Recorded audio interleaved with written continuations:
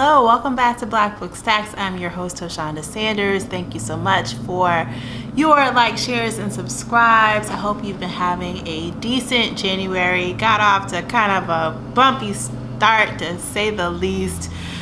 But we are still here, and it is almost February, which, in case you're not American or necessarily attuned to thematic months, is Black History Month here in the US, and is a time that is pretty busy when you spend some time amplifying Black writers and their books. And so I have been reading with some thoughts towards that, and also just recognizing that I celebrate Black History Month every day, all year round. So with that said, here are some of the books that I read and loved in January. First was Black and Buddhist, and the subtitle here is What Buddhism Can Teach Us About Race, Resilience, Transformation, and Freedom. I have been on a couple of Zoom calls. One, I think, was sponsored by Shambhala Publications, which is the publisher for this particular book, which is an anthology basically of Buddhist practitioners, priests, and other leaders who also happen to be Black. Some of them are allies, and I in particular really loved, there's a essay in here called The Dharma of Trauma, and it's by Lama Rod Owens.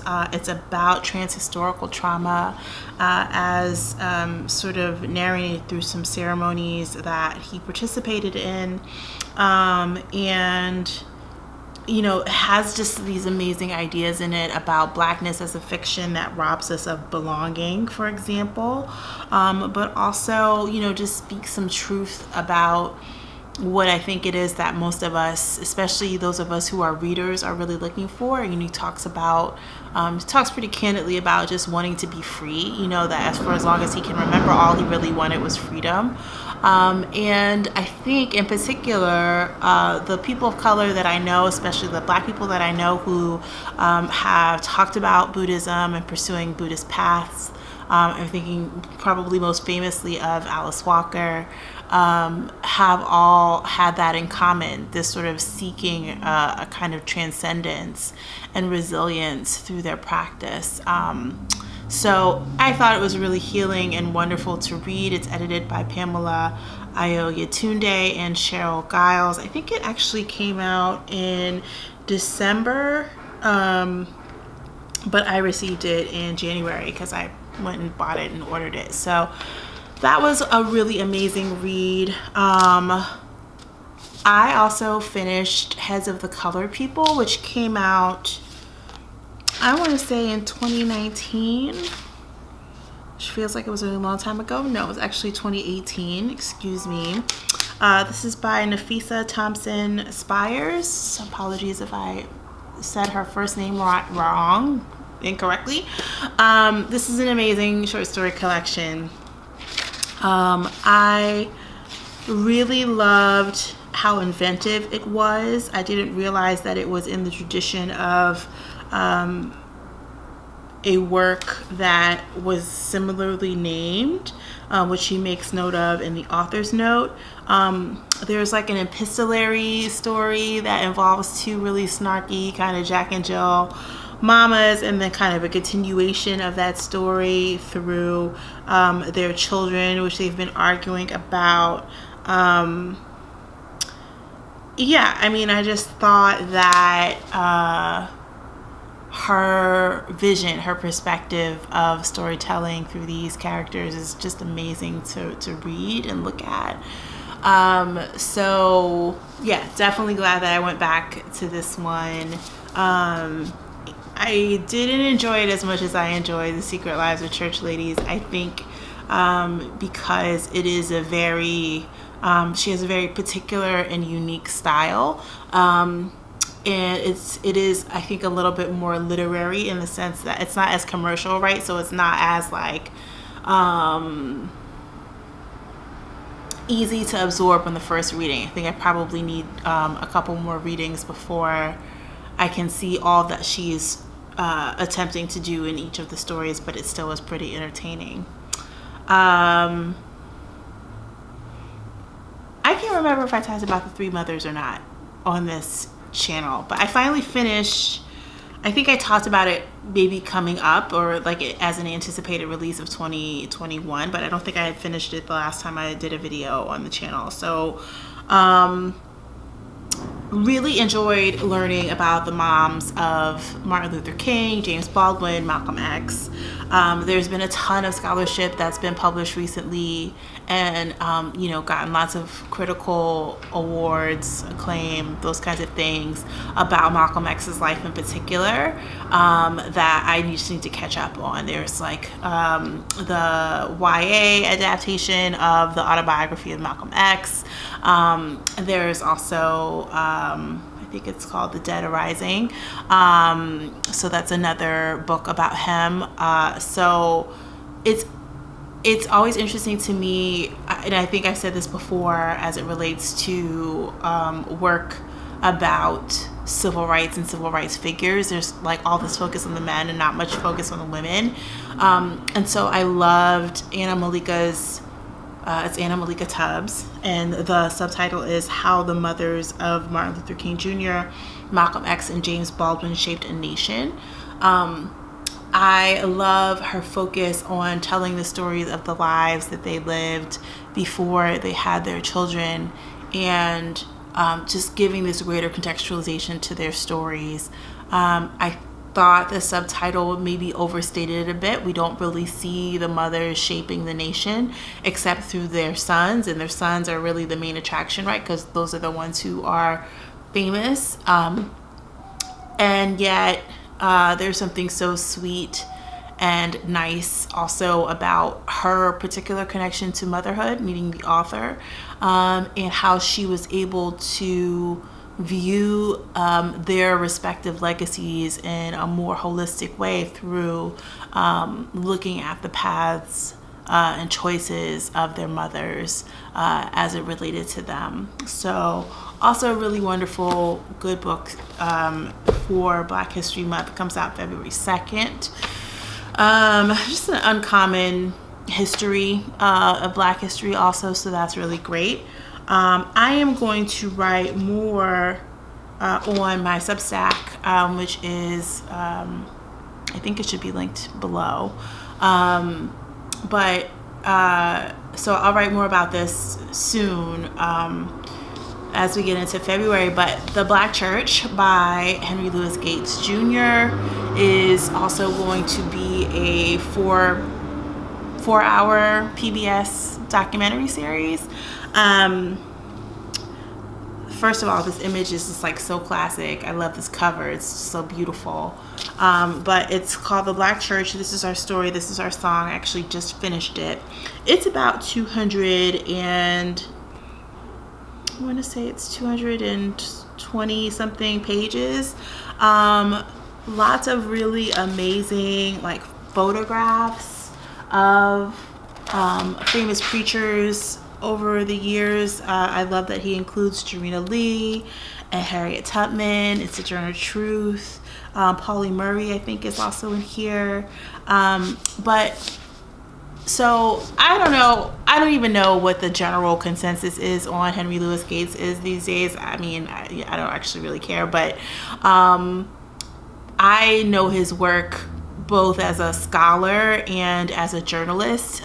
He created Africana.com, which was kind of a predecessor to TheRoot.com back in the early aughts, which I'm dating myself a little bit, but that's fine. And so I was actually able to interview Octavia Butler because I got an assignment from Africana.com when I was working in San Francisco as a journalist. And so I have a lot of affection for Henry Louis Gates as it relates to that. And then I also contributed to the Oxford African American National Biography Online, which is a huge Oxford project to keep track of the comings and goings of various African American luminaries. So that was a whole spiel just to say that I am biased when it comes to Henry Louis Gates Jr. because I appreciate all that he does, both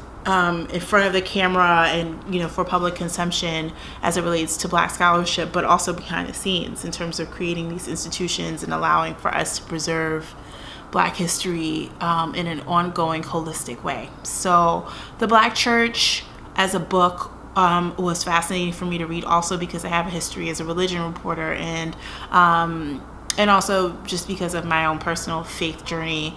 And so the book has in it a lot, even though it's fairly short, it has a lot in it about how the Black church is the heartbeat of Black America, its history, of course, with slavery and being the religion that sort of, Christianity being the institution that was used both to keep slaves oppressed, but also as a kind of lure. You talk about something like Catholicism, that there were instances where slaves were, encouraged to convert in order so that they could be free, even though I guess Catholics and Jesuits were some of the largest slave owners in the Americas, which I didn't know until I read this book. There's, of course, the Black church as an organizing political place. Anthony Pinn, who is a scholar of religion, Cornel West, Michael Eric Dyson, Anthea Butler, like there are tons of them, Eddie Glaude Jr. They're all, sort of luminaries that are featured in here, along with Oprah Winfrey, who came up with the title for the book. And Anthony Pinn says at one point that, because the Black church was a political space, that when there were church burnings, that was, basically to send a sign, to let you know that there would be no safe space for Black people. But then also there's the music, right? There's the music, there's the speaking in tongues and the catching the Holy Spirit and possession and all those things that hark back to traditional African practices and beliefs, and serve as kind of, when people talk about, when it is referenced in this book that the Black church is the beating heart of African America, it really is this cross-generational, trans-historical thread for Black identity in all of these different ways. When you think about music as a perfect example of that, even if you look at soul music, blues, R&B, even Black folks who do rock and roll or country, their ability to tell a story using their voice is very much steeped in and contextualized by the Black church tradition. And even if you extend that out to something like politics, there's a beautiful moment in the book where we're reminded of the horrific tragedy of the murders of the 9 parishioners in South Carolina, and Barack Obama speaking at Reverend Pinckney's funeral and giving his eulogy, and then breaking into Amazing Grace.